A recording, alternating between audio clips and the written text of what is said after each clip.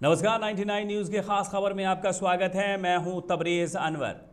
धनबाद के लगभग 10 कोयला कारोबारियों के ठिकानों पर प्रवर्तन निदेशालय यानी कि ईडी की छापेमारी आज दूसरे दिन भी जारी रही, जिसमें आउटसोर्सिंग संचालक लाल बाबू सिंह, मनोज अग्रवाल, आलोक अग्रवाल, संजय खेमका समेत कई कारोबारियों के घर अब भी छापेमारी जारी है। हाँ, इनमें से एक जीटीएस ट्रांसपोर्ट कंपनी के मालिक गुरपाल सिंह के घर पर ईडी की छापेमारी पूरी हो गई है। उनकी टीम वहां से जा चुकी है, लेकिन ईडी की टीम ने 36 घंटे से अधिक देर से चल रही इस कार्रवाई के दौरान अब तक इन कोयला कारोबारियों के घर क्या कुछ किया।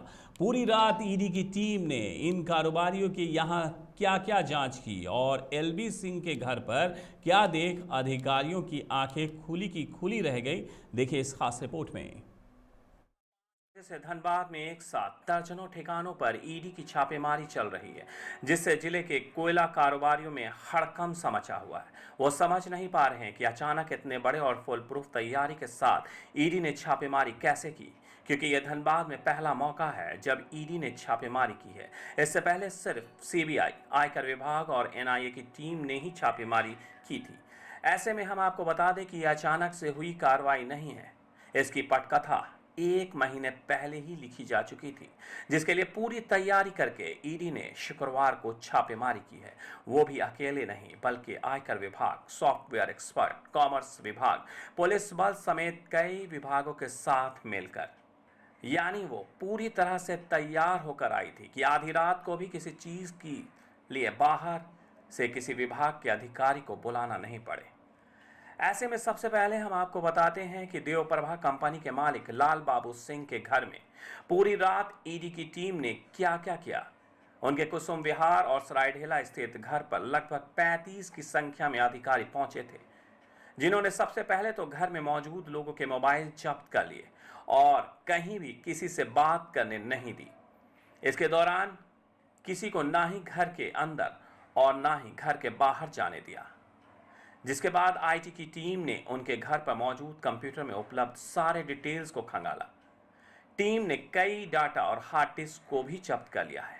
वहीं आयकर विभाग की टीम ने विभिन्न कारोबारों से जुड़े कागजात की जांच की, एक एक पेपर को मिलाया, किसका टैक्स भरा गया और किसका नहीं, इसकी भी जांच की। वहीं ईडी के अधिकारियों ने घर वालों से पूछताछ की, कौन कौन सा व्यापार कहां चल रहा है और कितने पैसे किस में लगाए गए हैं।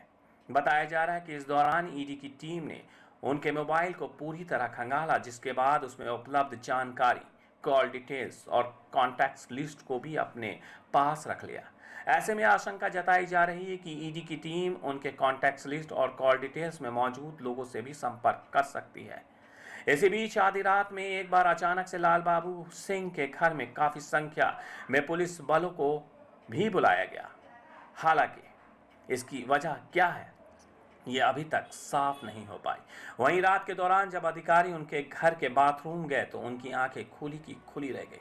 बाथरूम पूरी तरह से लग्जरियस थी, जो आमतौर पर धनबाद जैसे जगहों पर कम ही देखने को मिलता है। हालांकि ईडी की इस छापेमारी उनके हाथ में क्या लगा, ये अभी तक साफ नहीं हो पाया है। वहीं जीटीएस ट्रांसपोर्टर के मालिक गुरपाल सिंह ने मटकुरिया स्थित आवास पर 14 की संख्या में अधिकारी पहुंचे थे। उन्होंने कल पूरे दिन उनके घर पर छापेमारी की।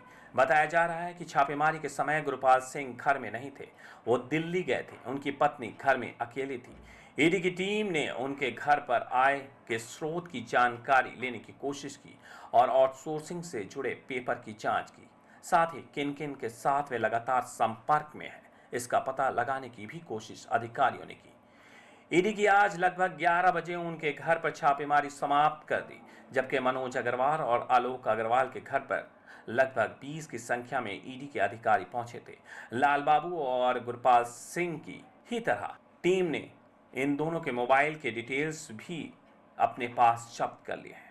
इस दौरान रात में सिर्फ अधिकारियों के लिए खाना और पानी अंदर आया। इसके अलावा किसी को भी बाहर या अंदर जाने की इजाजत नहीं थी। आपको बता दें कि आम हो या खास, पूरे कोयलांचल में हर कोई की नजर इस बात पर टिकी है कि इस कार्रवाई में ईडी के साथ क्या कुछ हाथ लगा और आगे क्या होगा। तो ऐसे में हम आपको बता दें कि इसका असर आपको अभी देखने को नहीं मिलेगा। पूरे मामले का पटाक्षेप होने में 1 महीना लग सकता है। इस कहानी की इनसाइड स्टोरी का राज भी आपको थोड़े समय बाद ही समझ आएगा। लेकिन इससे पहले हम आपको ये भी बता दें कि ये कार्रवाई अचानक से नहीं हुई है, बल्कि इस कार्रवाई के लिए जाल 1 महीने पहले बिछाया जा चुका था। ईडी की टीम पिछले 1 महीने से धनबाद में रहकर विभिन्न आउटसोर्सिंग कंपनियों की रेकी कर रही थी। इन कंपनियों के बैंक खातों से हुई ट्रांजैक्शन की जानकारी ली, साथ ही इन कंपनियों से जुड़े निदेशक और उनके नजदीकी रिश्तेदारों से लेन देन की भी जानकारी इकट्ठा की गई। कंपनी के निदेशकों के अन्य व्यवसाय के संबंध में भी पड़ताल की गई। फोकस ये भी था कि पिछले कुछ वर्षों में कैसे इन कंपनियों के मालिक मालामाल हुए और वे क्या वास्तविक कारोबार के अनुसार टैक्स दे रहे हैं या नहीं। इसके लिए सभी का आयकर विभाग से भी सहयोग मिल गया। इतना ही नहीं, धनबाद के अलावा कोलकाता के विभिन्न आयकर परिक्षेत्रों में रिटर्न फाइल करने वाले वैसे कंपनियों का भी रिकॉर्ड देखा गया जो धनबाद एवं आसपास इलाकों में काम करते हैं। बताया जा रहा है कि ईडी की जांच में पता चला है कि कोयला के बड़े कारोबारियों ने ये कोयला के साथ साथ रियल एस्टेट में बड़े पैमाने पर करोड़ों रुपए निवेश किए हैं।